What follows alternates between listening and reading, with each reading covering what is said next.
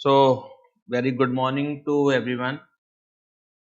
आज की क्लास बेहद बेहद इम्पोर्टेंट होने वाली है और आज की क्लास में जो मैं डिस्कस करने वाला हूँ, आप ये मान के चलिए कि आने वाले अटेम्प्ट में मेरी अ, मतलब उम्मीद है कि इसी पैटर्न पर क्वेश्चन आएगा।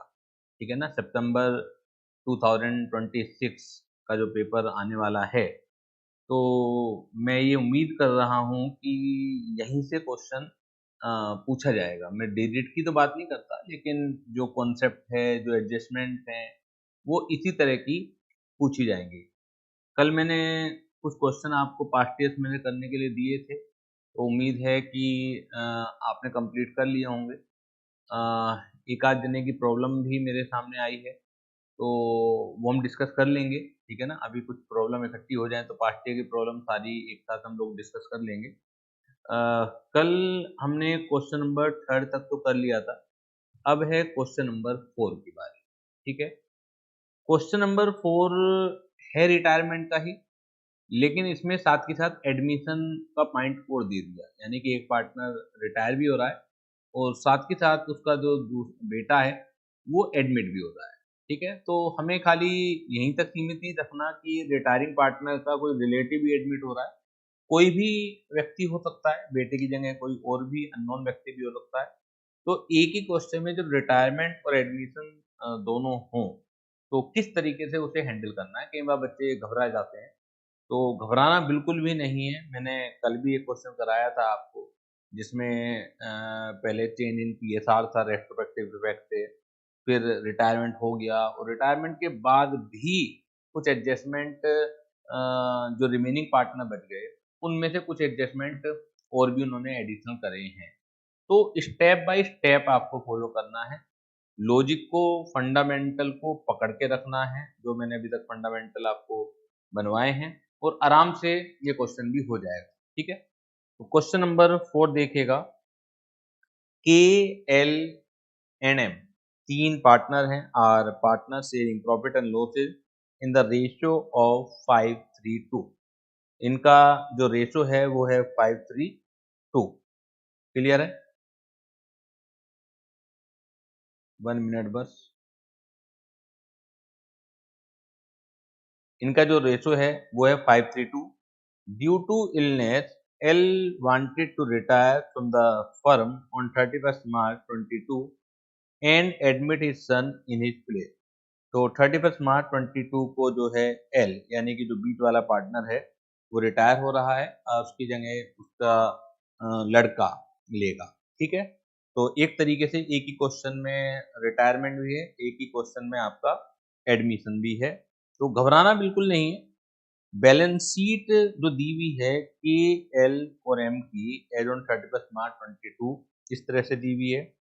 कैपिटल जो है 40,000 है, के की, एल की कैपिटल 60,000 है, एम की कैपिटल 30,000 है। रिजर्व जो है 50,000 के गिवन है। ट्रेड पेबल जो है 20,000 के गिवन है। फर्नीचर 20,000 है, ट्रेड रिसीवेबल 50,000 है, इन्वेंट्री इन ट्रेड 50,000 है, कैश एंड बैंक बैलेंस 80,000 है। ठीक है, तो नॉर्मल सी बातें ही दी हुई हैं, कोई अभी तक ऐसा कुछ नहीं है कि कोई अलग से इन्फॉर्मेशन है जो हमने पहले पढ़ी भी सुनी भी ना हो। On retirement of L, asset were revalued. Furniture 10,000 का रिवैल्यूएशन हुआ है। इन्वेंट्री इन ट्रेड 30,000 की वैल्यू हुई है। 50% of the amount due to L was paid off in cash and balance was retained in the firm as capital of N। यानी कि जो भी L का सेटलमेंट अमाउंट ड्यू बैठता है, तो 50% तो हमने उसे कैश में पेमेंट कर दिया और 50% को एक तरीके से N की कैपिटल के रूप में ले लिया। N कोई नगद नहीं ला रहा है, जो उसके फादर का बैलेंस है वही उसकी कैपिटल में एडजस्ट हो रहा है, तो वो सिंपल सी जनरल एंट्री है, कोई इतनी दिक्कत है नहीं। On admission of the new partner, goodwill was valued 50,000। तो गुडविल की जो वैल्यूएशन है ऑन एडमिशन 50,000 है। यही गुडविल, क्योंकि सेम डे ही रिटायरमेंट एडमिशन हो रहा है, तो रिटायरमेंट के समय की भी यही गुडविल वैल्यूएशन है और एडमिशन के समय की भी यही गुडविल वैल्यूएशन है। Partners are being paid off their extra balance to make capital proportionate by keeping N's capital as base.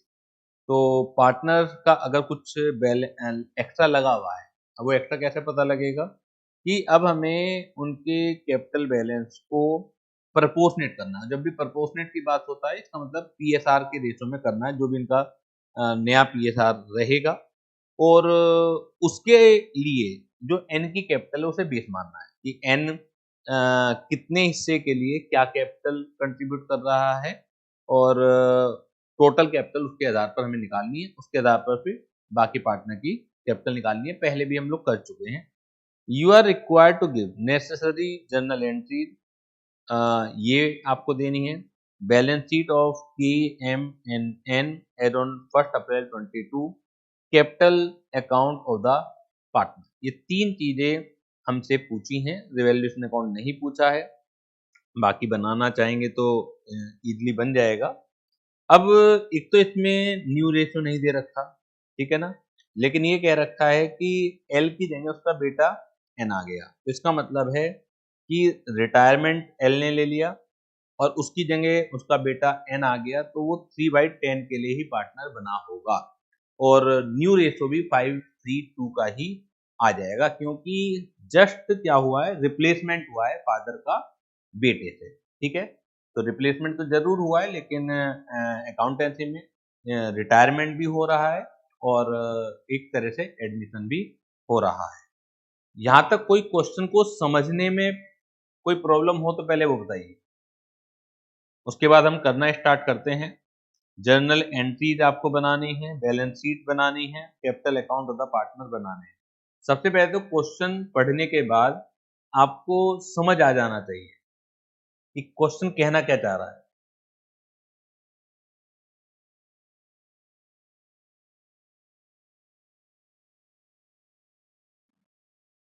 Question number 4,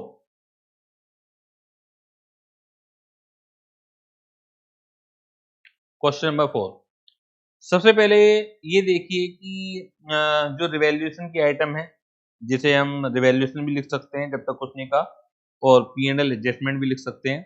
तो पहले तो जो इजी इजी चीजें जो आपको परेशान नहीं करेंगी वही निपटा लीजिए। फर्नीचर 10,000 पर वैल्यू हुआ है और बैलेंस शीट में था 20,000 पर, इट मीन्स 10,000 की डिक्रीज हुआ है फर्नीचर की वैल्यू में। Inventory in trade balance sheet में 50,000 है और रिवैल्यूएशन है 30,000 पर, इट मीन्स 20,000 का यहाँ पर भी गिरावट आई है। तो पहली एंट्री बन जाएगी revaluation account debit,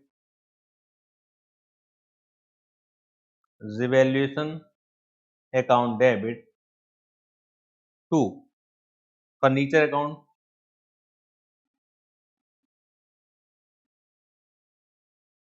to furniture account, to inventory.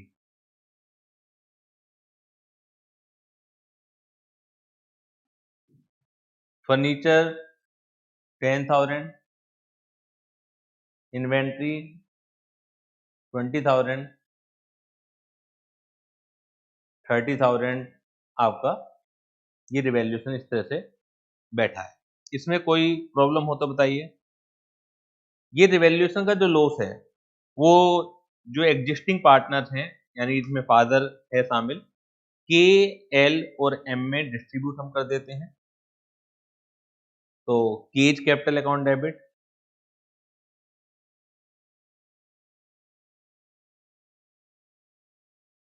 इसके अलावा L's capital account debit,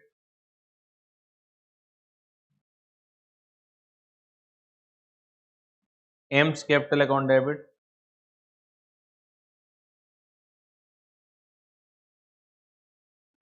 to revaluation account.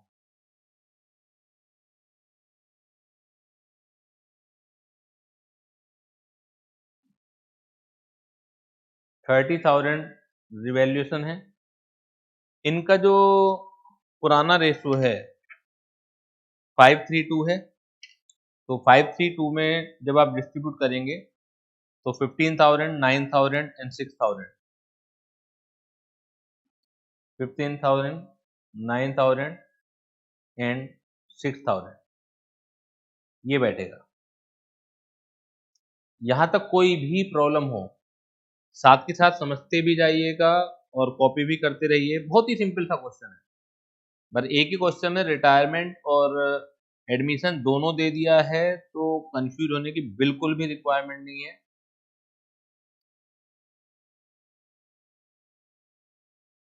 इन दोनों चीजों में कोई दिक्कत हो तो बताइए। अब रिजर्व भी दे रखा है, तो रिजर्व को बांटिएगा। रिजर्व अकाउंट डेबिट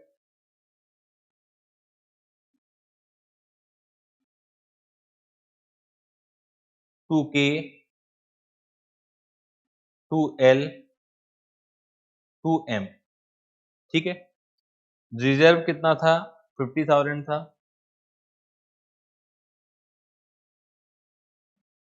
अब जब इसे 532 में डिस्ट्रीब्यूट करेंगे तो 25,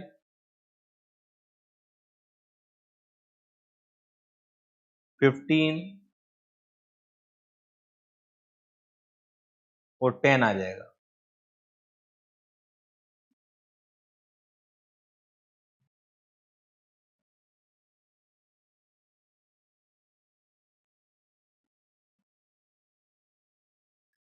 जितना आप कर सकें क्वेश्चन को उतना आप करते चलिएगा, वहीं से आपको रोड दिखनी स्टार्ट हो जाएगी।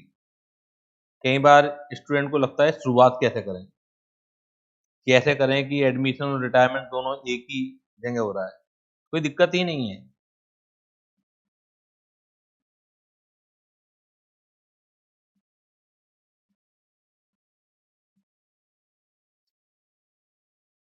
अब इसमें मेन जो चीज बची है वो बची है गुडविल की एडजस्टमेंट, ठीक है।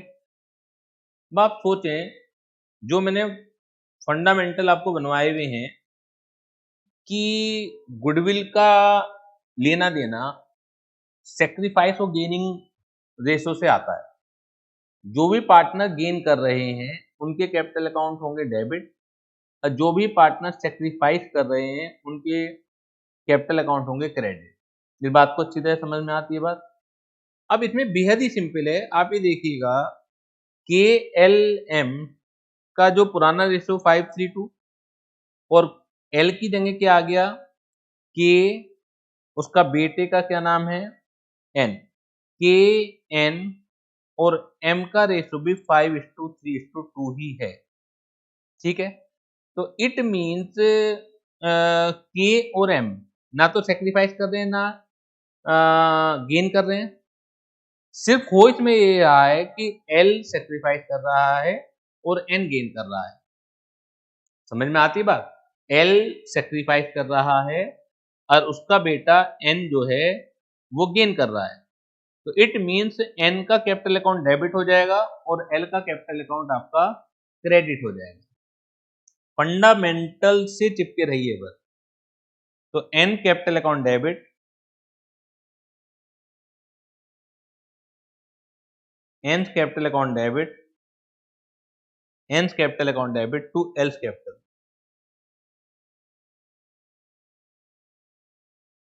N capital account debit to L's capital. अब आप ये देखिए कि पूरी फर्म की गुडविल कितनी है।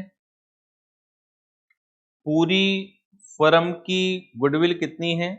50,000 है। और 50,000 को जब आप 3/10 में करेंगे तो कितना आएगा? 15,000। तो 3/10 एन जो है गेन कर रहा है और 3/10 ही एल जो है सेक्रीफाइस कर रहा है।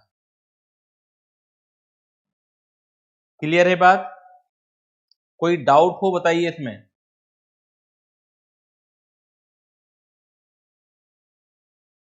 कोई भी डाउट हो बता दीजिए।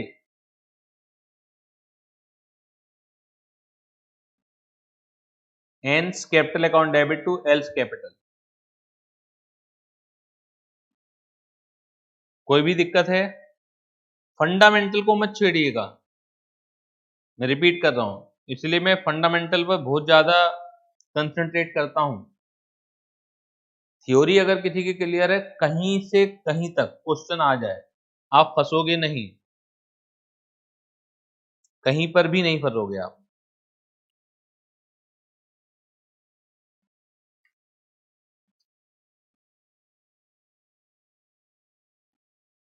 ठीक है, अब कुछ जगह छोड़ देते हैं, हो सकता है 2-3 एंट्री मुझे करनी पड़े। पार्टनर कैपिटल अकाउंट बना लेते हैं, पार्टनर कैपिटल अकाउंट।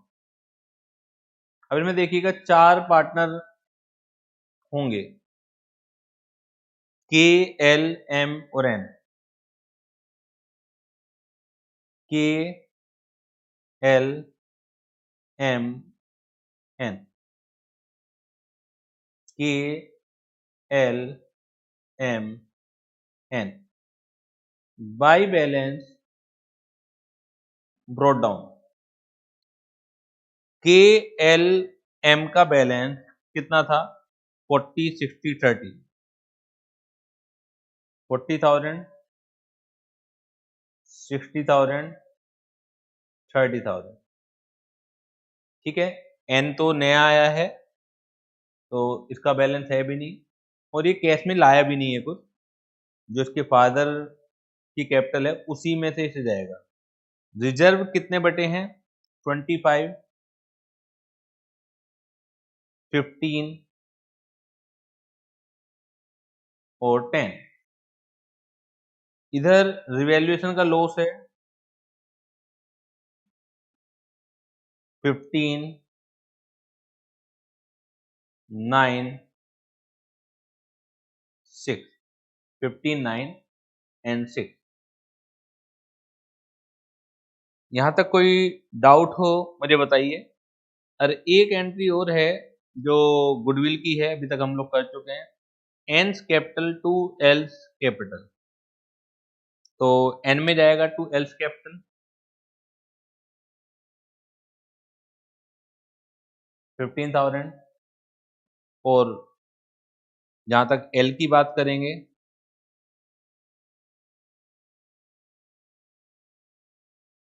एन की बात करेंगे, तो ये डेबिट में होगा। टू एन में तो चला गया 15,000, मैंने उल्टा कर दिया है।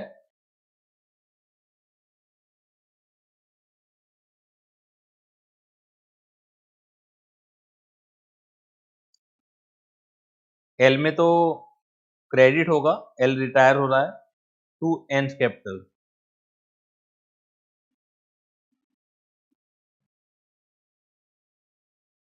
क्लियर है? और एन को क्योंकि देना है तो इसमें डेबिट होगा, टू एल्स कैपिटल।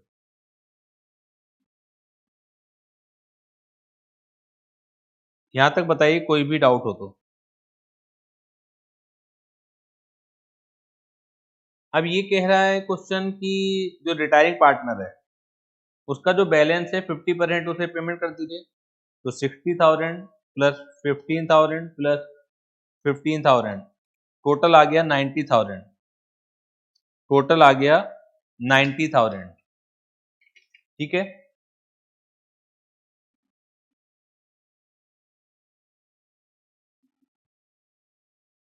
इसका टोटल आ गया 90,000।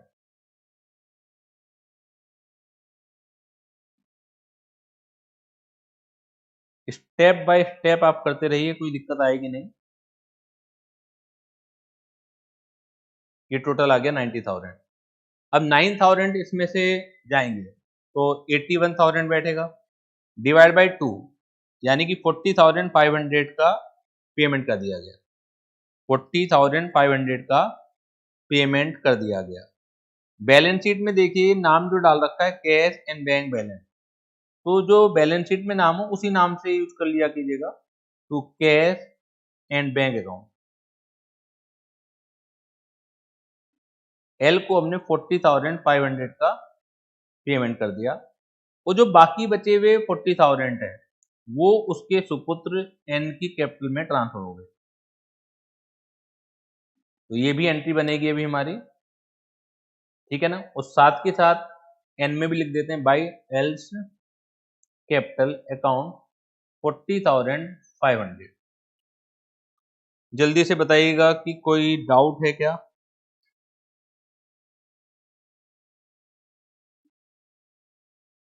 कोई भी डाउट है क्या इसके अंदर? बेटा 90,000 का हाफ थोड़ी आएगा, रिवैल्यूएशन का लॉस भी तो 9,000 माइनस होगा।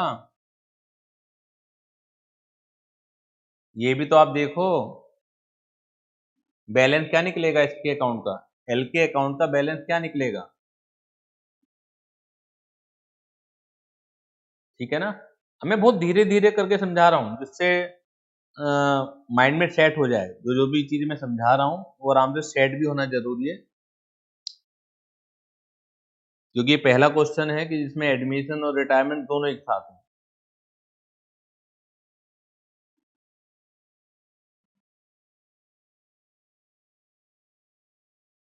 और ये खेल लगेगा, आपको कोई डाउट मतलब कोई दिक्कत आएगी नहीं। इसकी एंट्री बना लेते हैं जो हमने ऊपर छोड़ दी थी। तो एल पुराना पार्टनर है, L's capital account debit to N's capital 40,500।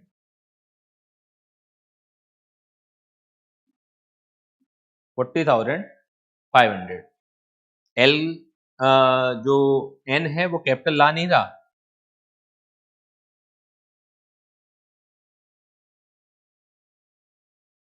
समझ आ गई बात? और एक चीज हो जाएगी इसमें, to cash and bank balance, क्योंकि यहाँ पर आएगा इसका 81,000 और 40,500 कैश में दे दिया हमने, और 40,500 उसके बेटे की कैपिटल में ट्रांसफर कर दिया। अब एक लास्ट इशू और रह गया इसमें, एक लास्ट इशू और रह गया कि पुराने पार्टनर की जो कैपिटल है वो प्रपोर्शनेट करनी है according to the new PSR में। उसके लिए हमें एन की कैपिटल को बैलेंस बेस बनाना पड़ेगा, ठीक है ना। तो N's capital account balance, N's capital account balance कितना है? 40,500 ट्रांसफर किए थे उसके फादर ने, लेकिन 15,000 की गुडविल भी डेबिट हो रही है इसके अकाउंट में। तो हम ये मानेंगे कि जो कैपिटल है वो तो 25,500 ही बची है, इस बात को समझिएगा। जो भी नया पार्टनर आता है वो प्रीमियम फॉर गुडविल भी लाता है ना। अब प्रीमियम फॉर गुडविल अगर कैश में नहीं ला रहा है तो इट मीन्स उसका कैपिटल अकाउंट डेबिट होगा। तो इफेक्टिव कैपिटल तो प्रीमियम फॉर गुडविल को माइनस करने के बाद बचेगी ना।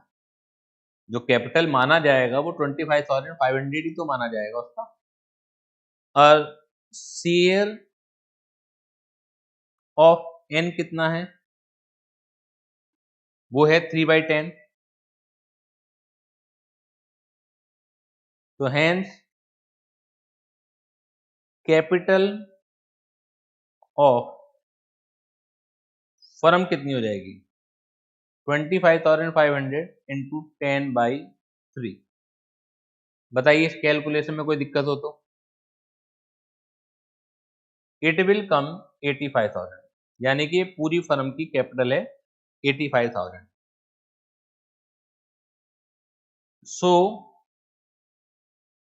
केज न्यू कैपिटल कितनी हो जाएगी? 85,000 में 5/10 का ये पार्टनर है, तो 42,500। और जो तीसरा पार्टनर है एम्स, एम्स न्यू कैपिटल कितनी हो जाएगी? 85,000 में 2/10 के आप पार्टनर हैं, तो ये आ जाएगा 17,000। ये आ जाएगा 17,000।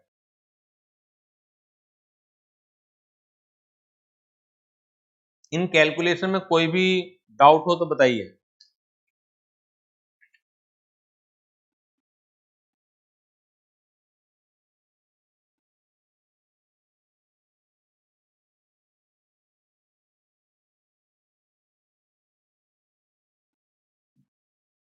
इन कैलकुलेशन में कोई भी डाउट हो बताइए।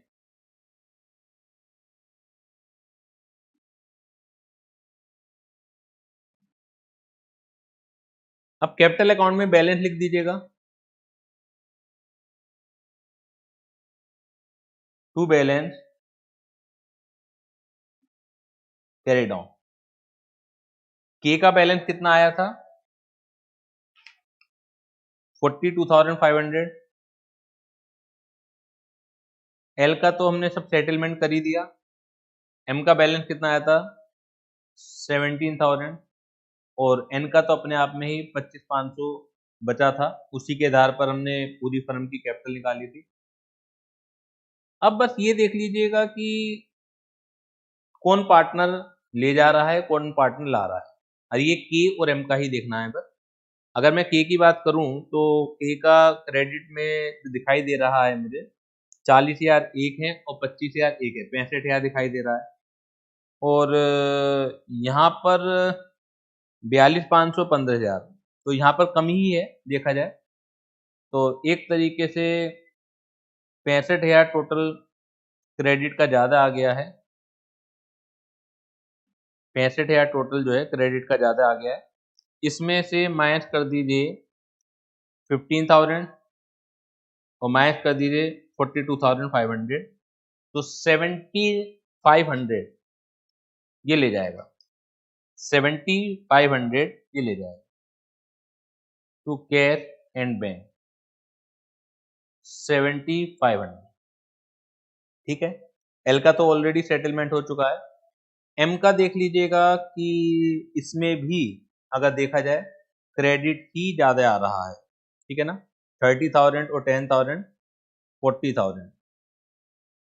40,000 में से हमें 23,000 माइनस करने हैं, तो ये कितना आ जाएगा? 17,000। ये आ जाएगा 17,000। कोई डाउट हो बताइए इसमें। इसकी जर्नल एंट्री भी बनेगी। K's capital account debit, M's capital account debit to cash and bank. K's capital account debit, M's capital account debit to cash and bank. ये ध्यान रखिएगा, आपसे जनरल एंट्री पूछी है तो प्रॉपर स्पेस पहले छोड़ के रखिएगा। आपको पूरे क्वेश्चन, जैसे मैंने कुछ एंट्री कर ली थी, कुछ एंट्री रुक गई थी। वो एंट्री इसलिए रुक गई थी क्योंकि वो एंट्री पूरी होती जब मुझे इनके बैलेंस पता लग जाए। अमाउंट का तो मुझे पता ही नहीं है, ठीक है ना। मैं पहले एंट्री ये भी नहीं बना सकता कि कौन डेबिट में आएगा कौन क्रेडिट में आएगा। क्यों? क्योंकि मुझे ये थोड़ी पता है कि कौन पार्टनर लाएगा कौन पार्टनर ले जाएगा। यहाँ तो दोनों ही पार्टनर लेके जा रहे हैं, तो इसलिए कोई दिक्कत नहीं है। वहां पे जितना कटिंग कम हो, जितना ओवर राइटिंग कम हो, टाइम भी बचता है और एक प्रेजेंटेशन भी बेटर होती है। इन चीज़ों का ध्यान रखिएगा, प्रॉपर स्पेस छोड़ के चलना पड़ेगा। बैलेंस शीट बना लीजिए।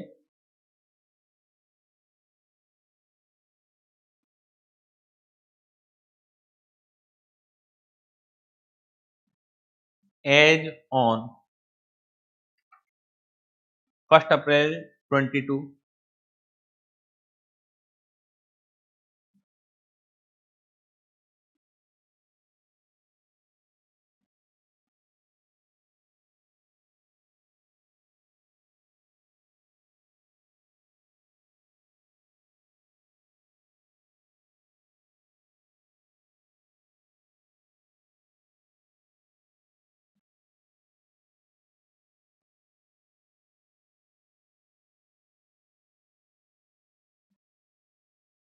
कैपिटल अकाउंट के बैलेंस आ जाएंगे पहले।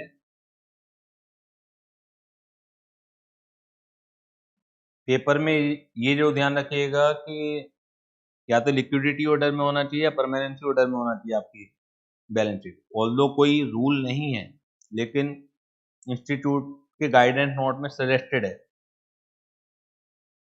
तो ये परमानेंसी ऑर्डर में बना रहा हूं मैं, तो दोनों तरफ ही परमानेंसी ऑर्डर होना चाहिए। फिर के की जो है वो 42,500 आई है, 17,000 आई है और 25,500 आई है। इधर ट्रेड पेबल रिजर्व बढ़ चुके हैं, वो आएंगे नहीं, 20,000। इधर परमानेंसी ऑर्डर में जो फिक्स्ड एसेट होती हैं पहले वो आएंगी, तो यहाँ पर फर्नीचर है, रिवैल्यूएशन के बाद 10,000 का बचा था। उसके बाद और तो कोई फिक्स्ड एसेट है नहीं, ट्रेड रिसीवेबल है, इन्वेंट्री है और कैश एंड बैंक है। तो परमानेंसी ऑर्डर में कैश एंड बैंक सबसे बाद में आएगा, तो इन्वेंट्री को लिख सकते हो।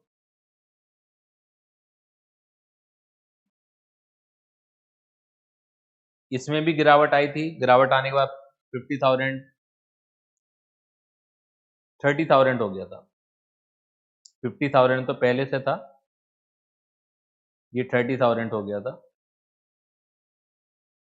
और ट्रेड रिसीवेबल,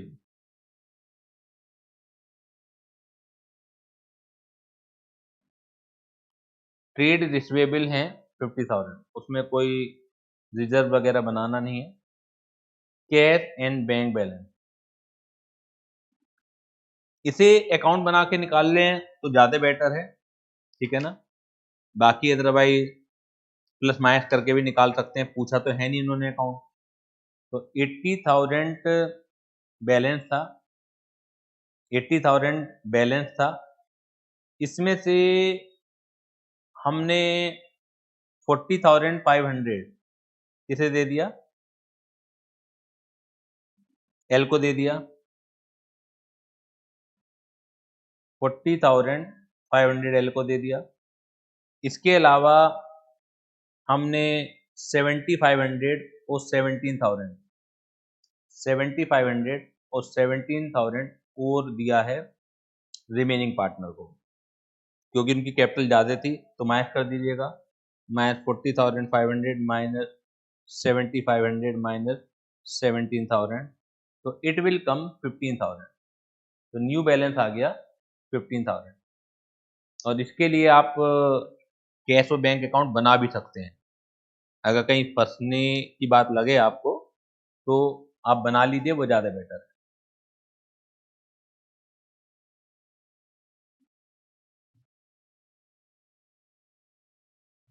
टोटल देखिएगा,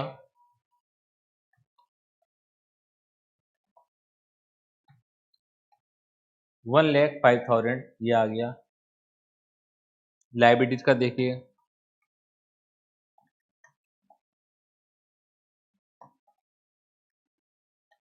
1,05,000 यहाँ आ गया।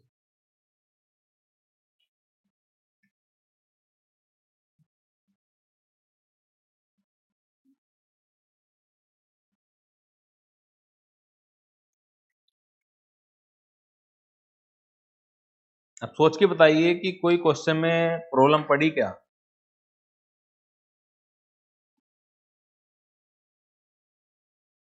सिर्फ आपको अपने लॉजिक पर टिके रहना है, बाकी काम मेरे पे छोड़ दीजिए।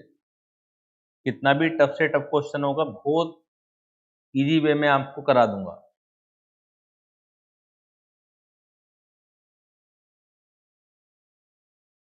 बस जो मैंने फंडामेंटल बनवाए हैं उन्हें आपको नहीं छोड़ना है।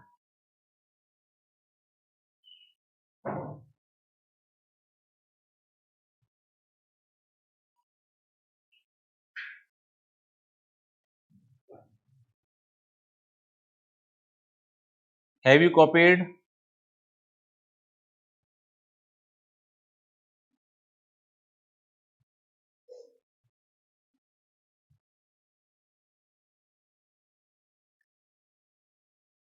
बेटा कॉपी हो गया?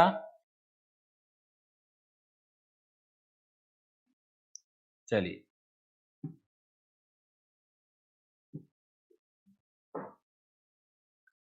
नेक्स्ट क्वेश्चन देखिएगा। Question number 5। Dovell LLP with partners E, B, and C are sharing profit and losses in the ratio of 10, 6, and 4. The balance sheet of the firm as at 31st March 22 is as under। Capital account दे रखे थे ए के, B के, सी के, reserve दे रखा है 20,000। मालूम है आपको long term debt, bank overdraft, trade payable, कुछ भी नया नहीं है। Assets, land, building, plant machinery, furniture, investment, inventory, trade receivable सब normal. It was mutually agreed that B will retire from the partnership and his in his place D will be admitted as a partner. तो ये भी retirement और admission का है, और यहाँ पर जो एडमिट हो रहा है वो कोई अनजान व्यक्ति है, कोई इसमें बेटा बेटा नहीं है। ठीक है। With effect from 1st April 22, for this purpose the following adjustment are to be made. Goodwill is to be valued 1 lakh, but the same will not appear as an asset in the books of the reconstituted firm. तो ये तो हम वैसे भी करते ही हैं, कोई नई फर्म में दिखलाते नहीं है। Building and plant and machinery are to be depreciated by 5%, 20% respectively. Investment are to be taken over by the retiring partner at 15,000. Provision of 20% is to be made on trade receivable to cover doubtful debt. ये सब revaluation की बात हो गई। In the reconstituted firm the total capital will be 2 lakh। तो यहाँ पे भी कैपिटल एडजस्टमेंट करनी है, और बल्कि यहाँ इजी है क्योंकि टोटल कैपिटल आपको बता दी। Which will be contributed by A, C and D in their new profit sharing ratio 2:1। इस बात का जो ध्यान रखिएगा, वहां पर तो बेटे की जगह रिप्लेस हो रहा, बाप की जगह रिप्लेस हो रहा था बेटा। तो पुराना रेशो था 10:6:4, इनका न्यू रेशो भी वही था, बस फादर की जगह बेटे ने ले ली थी। तो इसका मतलब है फादर सेक्रीफाइस कर रहा था और बेटा गेन कर रहा था। तो गुडविल की अमाउंट फादर के कैपिटल अकाउंट में क्रेडिट हो गई, तो बेटे के अकाउंट में डेबिट हो जाएगी। ठीक है। यहाँ पर देखिए बाकी पार्टनर का भी चेंज हो रहा है, क्योंकि पहले का रेशो कुछ था और अब का जो रेशो है वो कुछ और है। तो यहाँ पर आपको प्रॉपर गेनिंग सेक्रीफाइसिंग निकालना पड़ेगा, और कॉन्सेप्ट वही है कि जिन लोगों ने गेन करा है उनके डेबिट होंगे कैपिटल अकाउंट, और जिन्होंने सेक्रीफाइस करा है उनके क्रेडिट होंगे। इस बात को बेसिक फंडामेंटल को मत भूलिएगा, और बाकी तो कुछ है ही नहीं इसमें। The surplus fund if any will be use for repaying bank overdraft. ये कह रहे हैं कि अगर कुछ हमारे पास फंड बच जाता है तो हम बैंक ओवरड्राफ्ट को ही पेमेंट कर देंगे। तो ये देखना पड़ेगा कि कितना सरप्लस फंड बच रहा है नहीं बच रहा है। तो ये तो कैपिटल अकाउंट बना के, बैंक अकाउंट बना के पता लगेगा। The amount due to the retiring partner shall be transferred to his loan account. और ये भी क्लियर कट दे रखा है कि जो रिटायरिंग पार्टनर है उसका हमने अभी कुछ भी पैसा नहीं दिया है, उसके लोन अकाउंट में ट्रांसफर करेंगे। तो मैं चाहूंगा कि इस क्वेश्चन को आप यही क्लासरूम में कीजिए। मैं आपको 10 से 15 मिनट का समय दे रहा हूँ। एक कॉन्सेप्ट क्योंकि अभी ताज़ा ताज़ा किया है, उसका जब आप एक क्वेश्चन करेंगे बिना देखे तो रिवाइज हो जाएगा और पक्का हो जाएगा। ठीक है ना। फिर मैं आपको 15 मिनट बाद कराता हूँ। तो 15 मिनट का समय मैं आपको दे रहा हूँ, जल्दी से कीजिए।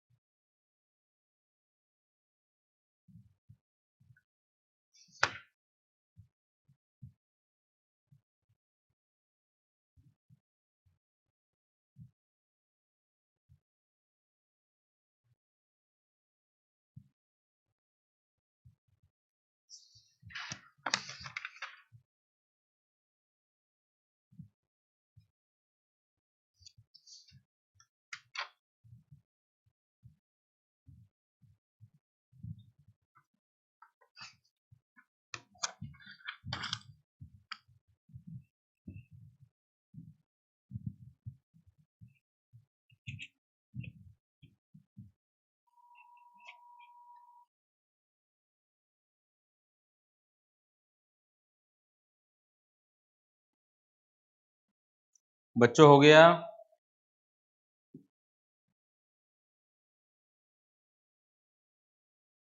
Have you done?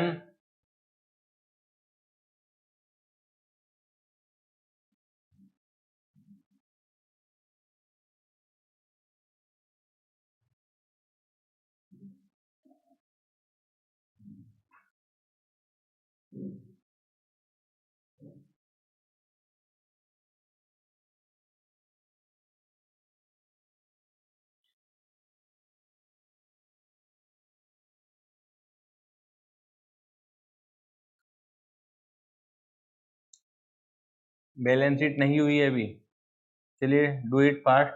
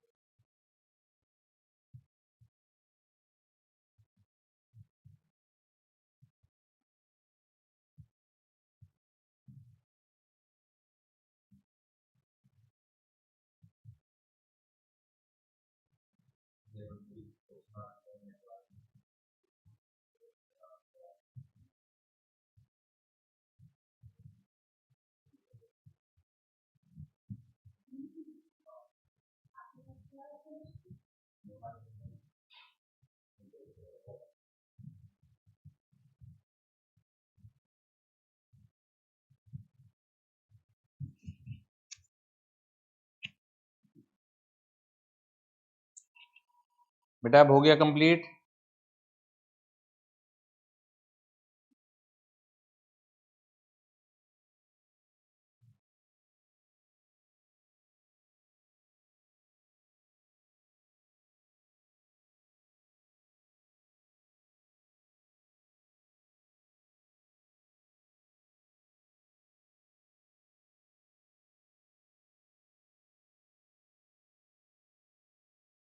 स्पीड को बढ़ाना पड़ेगा तुम लोगों को,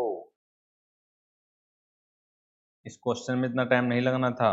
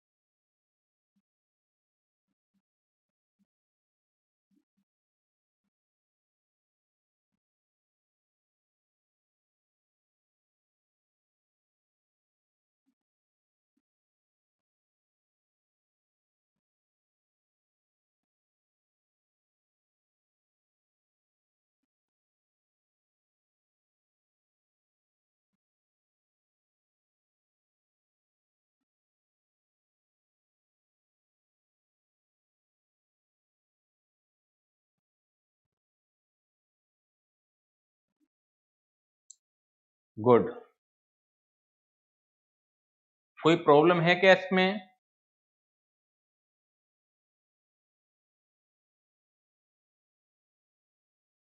आंसर निकाल लिया आपने, बैलेंस शीट मैच कर गई।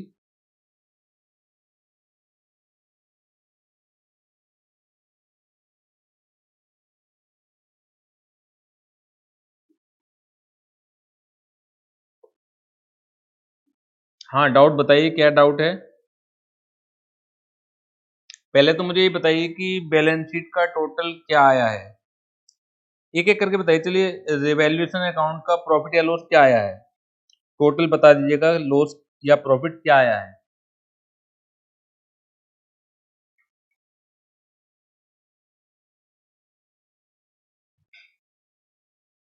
डी की कैपिटल 2 लाख से निकलेगी। समझ नहीं आ रहा मैं क्या कहना चाह रहे हो आप लोग।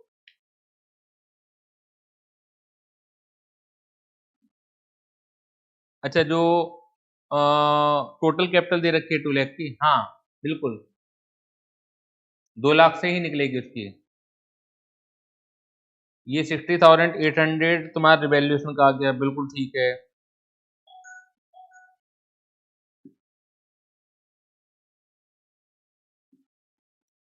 हाँ रुद्राक्षी,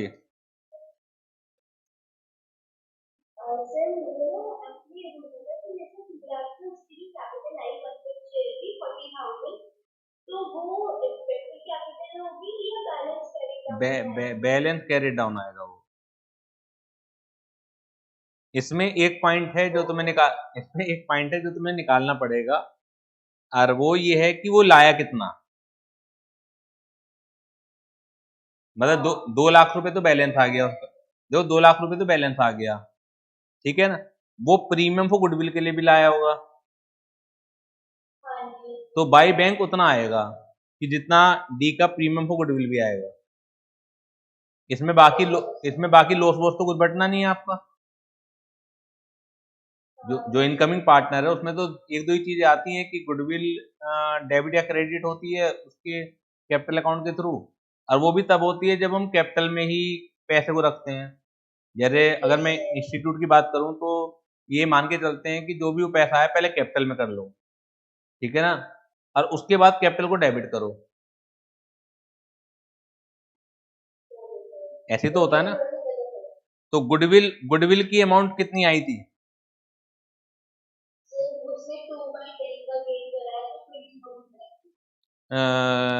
डी का। हाँ बिल्कुल सही निकाला तुमने। तो डी में जब आप करोगे ना तो बाई बैंक अकाउंट कितना कर दोगे? 60,000 कर दोगे। तुमने कितना करा? गड़बड़ वो भी नहीं है, मैं आपको बताऊं, गड़बड़ वो भी नहीं है। अगर तुम 40,000 करते हो तो प्रीमियम फॉर गुडविल की एंट्री यानी कि 20,000 रुपये लाया तो है ये वो,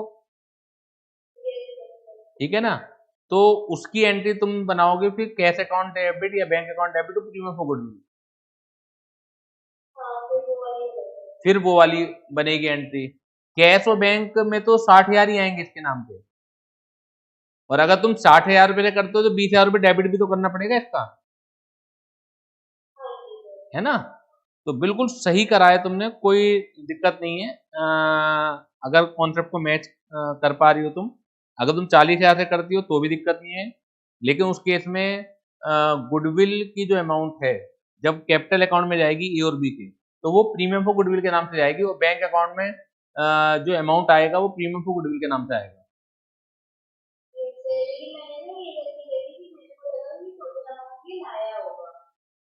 अच्छा 40,000 लाया होगा ये? नहीं नहीं नहीं नहीं नहीं, कभी भी ऐसा नहीं होता। जब हम क्लोजिंग बैलेंस को प्रपोर्शनेट कर रहे हैं कैपिटल एडजस्टमेंट, वो क्लोजिंग बैलेंस निकल के आता है ऑलवेज। बाकी आपका सारा सही है क्योंकि मैच कर रहे हैं। बैलेंस शीट का टोटल कितना आया है? 1 मिनट।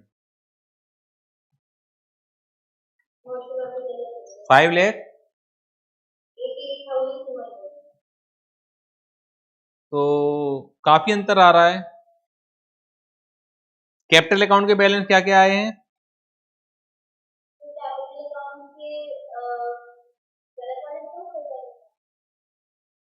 जो तुमने अभी जो तुमने निकाले अभी, ए का कैपिटल अकाउंट कितना आया है?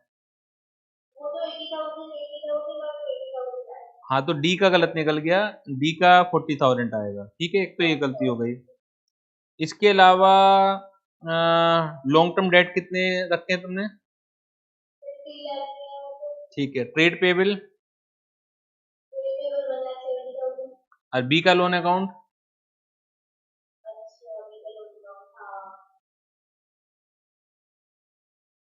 वो कितना आया?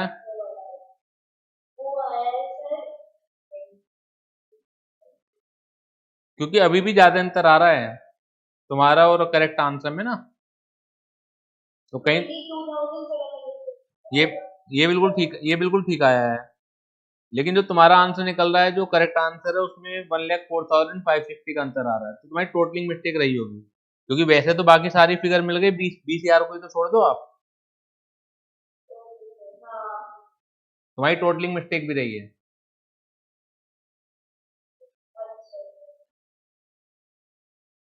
ठीक है, कोई डाउट हो इसमें बताइए। अभी क्वेश्चन करके ना तो एक कॉन्फिडेंस आ ही जाता है कि हमने काफी हद तक कर लिया है। क्वेश्चन नंबर 6 देखिए, ये भी सेल्फ करना है।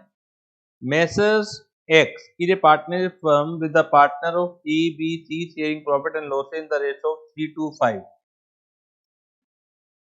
The balance sheet of firm as on 30th June 22 was as under: as capital है 1,04,000, बीच कैपिटल है 76, सीज कैपिटल है 1,40,000, long term loan bank OD trade payable, सब नॉर्मल सी इंफॉर्मेशन है।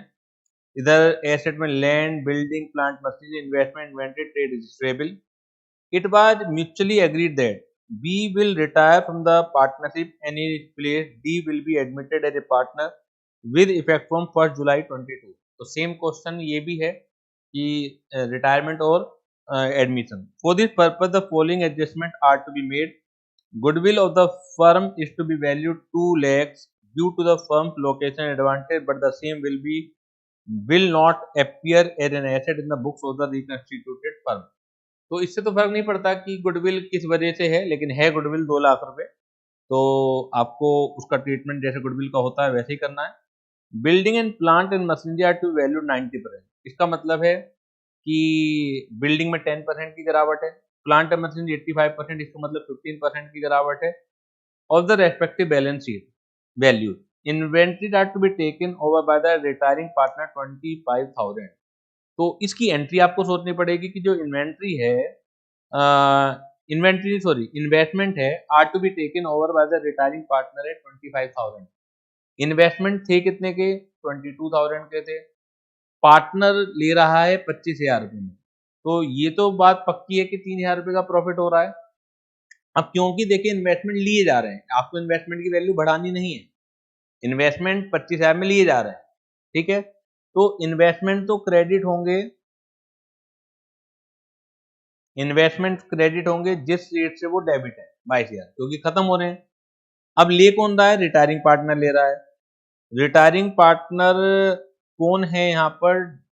बी। तो बीच कैपिटल अकाउंट डेबिट होगा, बीच कैपिटल अकाउंट डेबिट होगा। अरे 25,000 रुपए में ले रहा है, तो ये जो डिफरेंस बचा ये क्या है? टू रिवैल्यूएशन 3,000 रुपए, ठीक है।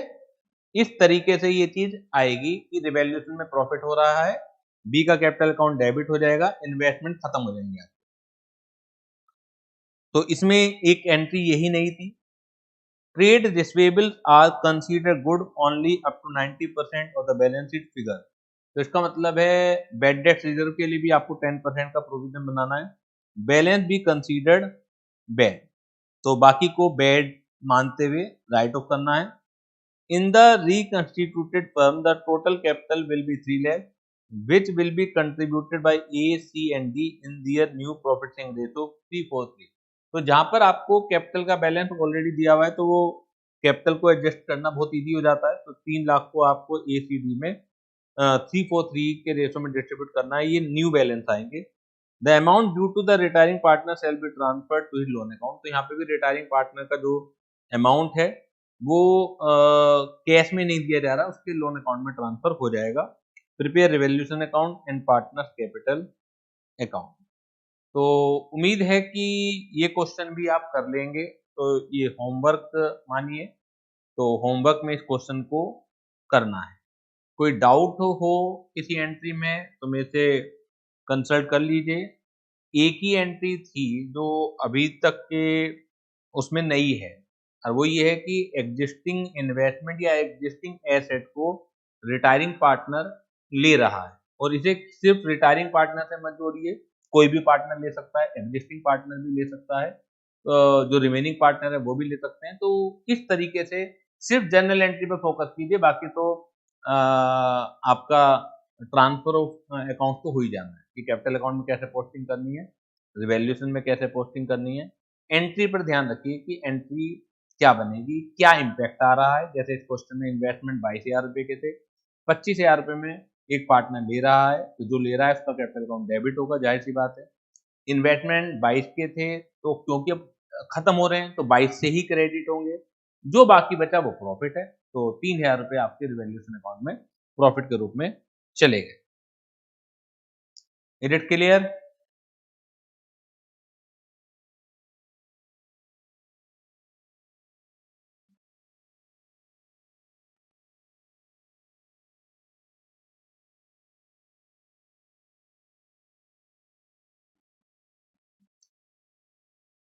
और आई थिंक ये पेपर में क्वेश्चन आया हुआ भी है, तो कल भी होमवर्क दिया था, तो उसमें भी हो गया होगा ये।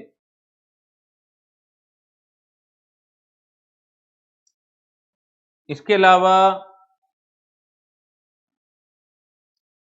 कुछ इंस्टीट्यूट के एक्सरसाइज के क्वेश्चन हैं, ये भी कल के होमवर्क में हो चुका था, ये भी पेपर में आया हुआ है, क्वेश्चन नंबर 13। जिसमें एक पार्टनर रिटायर हो रहा है इल हेल्थ की जगह, और जो प्रॉफिट दिया हुआ था 42,000 दिया हुआ था उसे रीओपन करना है, फिर एक पार्टनर को बोनस वगैरह में देना है। तो बिल्कुल क्वेश्चन नंबर 13 ये आपको कल मैं ऑलरेडी दे चुका हूँ कल के होमवर्क में, ठीक है। तो I think that's enough for today class. धीरे-धीरे करके हम इसमें आगे बढ़ेंगे, क्योंकि छोटे-छोटे कॉन्सेप्ट हैं, उनकी अच्छी तरह से प्रैक्टिस भी होना बेहद ज़रूरी है। तो थैंक यू वेरी मच।